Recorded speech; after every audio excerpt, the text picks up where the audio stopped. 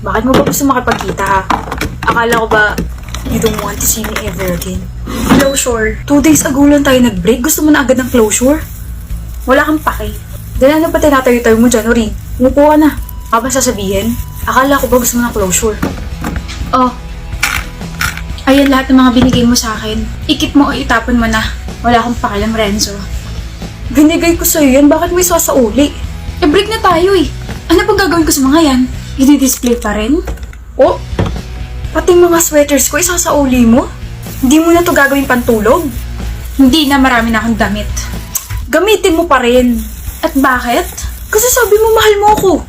Bakit? Hindi mo na ba ako mahal? Mahal? Mas mahal kita.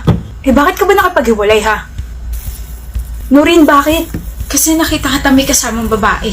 Niloloko mo ko. Ano? Hindi ko man nakita yung mukha niya pero kasabay mo siya maglakad and you were holding some of her things.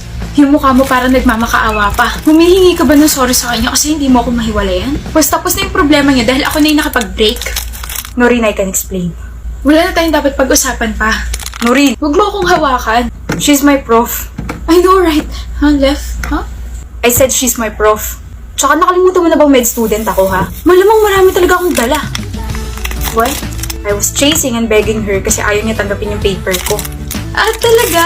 Ang galing naman. I mean, wow! Hindi tinanggap paper mo. I mean, next time kasi wag agad maghihinala para hindi ka napapahiya, babe. Sorry na, okay? Super stress lang talaga ako ng time na yun. Tsaka nung babe ka dyan. Akin na nga to.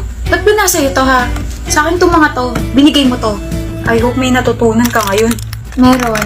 Hindi lahat ng closure na uuwi sa pagka-close na relasyon. Yung iba nagkakabalikan. Hindi ka na, kain na tayo. Gutom na ako eh. Oh, yung ulo ko. Mabuti na lang at mahabang pasensya ko, Lord.